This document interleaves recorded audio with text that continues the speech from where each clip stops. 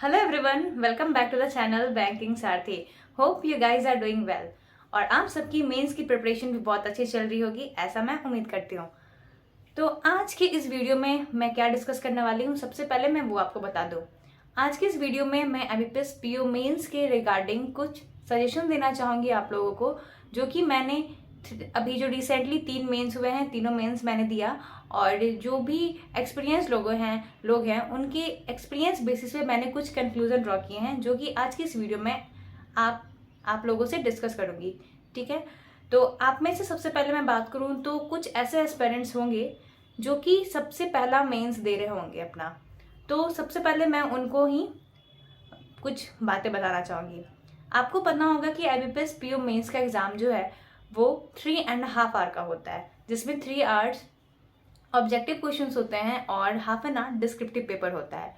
तो सबसे पहले आपको जो अपना माइंड मेकअप करना है वो ये है कि आपको 3.5 आवर्स बैठने एग्जाम हॉल में, तो आप अपना माइंड सेटअप उसी तरह से कीजिए, क्योंकि ये बहुत इंपॉर्टेंट है। आपको 3.5 आवर्स अपना फोकस बना के रखना है और आपको उतनी देर की सिटिंग हैबिट होनी चाहिए, जिसके लिए आपको मेंस की मॉक लगानी चाहिए अभी से एबीपीएस पीओ की, ताकि आप एक फिजिकली और मेंटली प्रिपेयर हो जाए एग्जाम के इन्वायरमेंट से और उतना देर तक अपने आप को कॉन्सेंट्रेट रखने की आपको प्रैक्टिस होनी चाहिए। तो आप मेंस जरूर लगाएं, इट डजेंट मैटर आपको कितने स्कोर आ रहे हैं, क्या आ रहे हैं, आपका पहला मेंस है तो आपको एक मेंटली प्रिपरेशन बहुत ही ज़्यादा ज़रूरी है, जो कि आप ये चीज़ बिल्कुल माइंड में रखिएगा। अगर मैं बात करूं, बहुत लोग होंगे जिनको ऑलरेडी पता होगा, लेकिन जो न्यू हैं, जिनको नहीं पता है, मैं उनके लिए बताना चाह रही हूँ। जो जान रहे हैं वो स्किप कर सकते हैं इस वाले पार्ट को।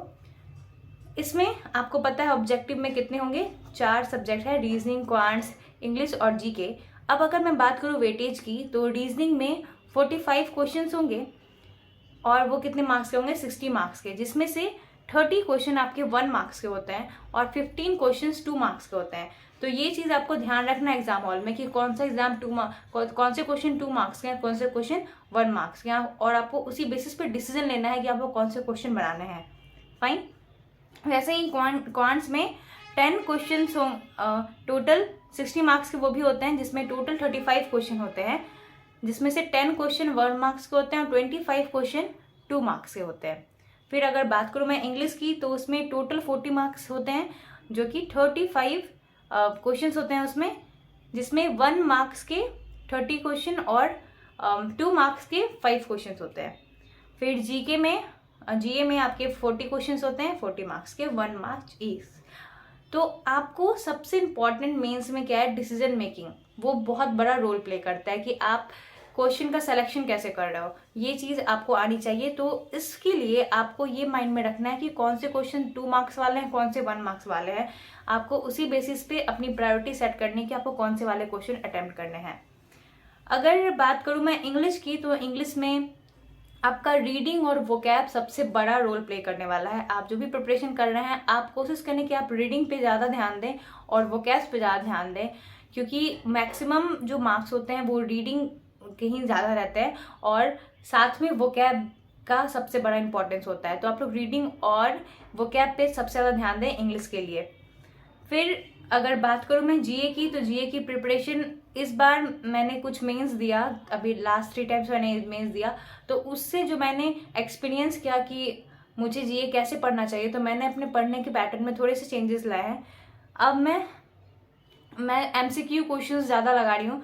पहले मैं वीडियोस देखती थी, एमसीक्यूज क्वेश्चन ज़्यादा प्रैक्टिस नहीं किया था मैंने, बट दिस टाइम वीडियोस के साथ साथ मैं एमसीक्यू क्वेश्चन ही प्रैक्टिस कर रही हूँ। तो आप लोग को भी ये चीज़ करना है, इससे बहुत अच्छा रिवीजन होता है और आप जितना भी कंटेंट पढ़ पाए, जो ज़्यादा कंटेंट नहीं पढ़ पाए, मान लीजिए आप सिर्फ 2 मंथ का ही कर पा रहे हो, आप पहले से बहुत ज़्यादा पढ़ के नहीं रखे थे, तो मेरी बात मानिए कि आप जितना भी कंटेंट पढ़ के जा रहे हो, इम्पॉर्टेंट ये है ज़्यादा कि आप उसकी कितनी ज़्यादा रिवीजन कर रहे हो इन कंपैरिजन टू आप कितना मंथ का जीए करके जा रहे हो। अगर आप 2 ही मंथ्स का कर रहे हो तो आपको उसका रिवीजन बहुत अच्छे से करना है, ताकि अगर क्वेश्चन आए तो आपसे छूटना नहीं चाहिए। अगर आपने वो क्वेश्चन पढ़ रखा है तो आप वो उसे अटेम्प्ट करके आए, ना कि कंफ्यूज होकर आए। तो ये चीज़ मैंने एक्सपीरियंस की थी। कुछ ऐसे क्वेश्चंस थे जो कि मुझे पढ़े हुए लग रहे थे, बट मैं श्योर नहीं थी क्योंकि बहुत ज़्यादा रिवीजन नहीं हो पाया था। तो ये मिस्टेक आपको रिपीट नहीं करनी है, ये मेरा सजेशन है। और बात करूँ क्वांट्स की, तो हाई लेवल डीआईज वगैरह आपको प्रैक्टिस करनी ही होगी, क्योंकि मिसलेनियस क्वेश्चन इसमें बहुत ज़्यादा रहते नहीं हैं। फिर रीजनिंग में आपको हाई लेवल पजल्स और मिसलेनियस क्वेश्चन जो हैं वो आपको प्रैक्टिस करना है। और क्वेश्चन सिलेक्शन फिर से बहुत मैटर करेगा। आपको क्वेश्चन पहले आपको जज करना होगा कि आप कौन से क्वेश्चन अटेम्प्ट करेंगे, तो फिर आप उसे कम्प्लीटली बना पाएंगे। तो ये जजिंग स्किल आपको डेवलप करनी है अभी। लास्टली मैं बात करूँगा डिस्क्रिप्टिव की। तो डिस्क्रिप्टिव के लिए आपको 30 मिनट्स मिलते हैं और मार्क्स होते हैं 25 उसमें, जिसमें कि एक ऐसे और एक लेटर राइटिंग आपको लिखना होता है। तो लेटर राइटिंग में फॉर्मल एंड इनफॉर्मल दोनों आते हैं, तो आप पहले से अपने आप को प्रिपेयर रखो कि आपको कौन सा वाला लिखना है, फॉर्मल लिखना है कि इनफॉर्मल लिखना है।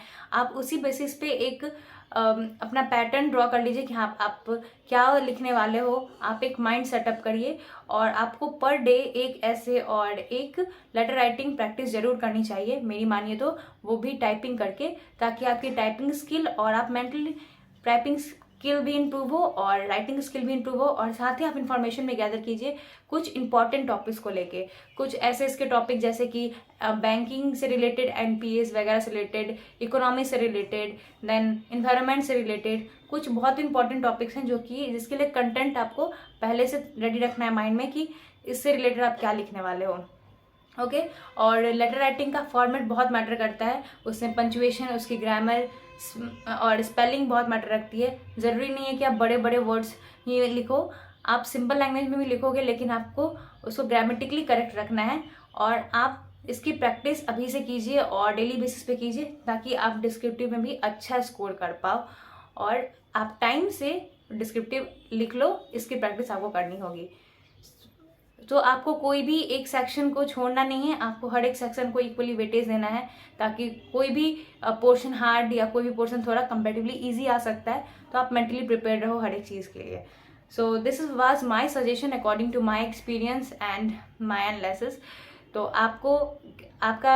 आपकी क्या स्ट्रेटेजी है, आप वो कमेंट में बता सकते हैं। और अगर मेरी बातें आपको सही लगी हो तो वीडियो को ज़रूर लाइक करें, और आपका क्या राय है इस पर आप वो भी बता सकते हैं, और आपकी क्या प्रिपरेशन स्ट्रेटेजी है।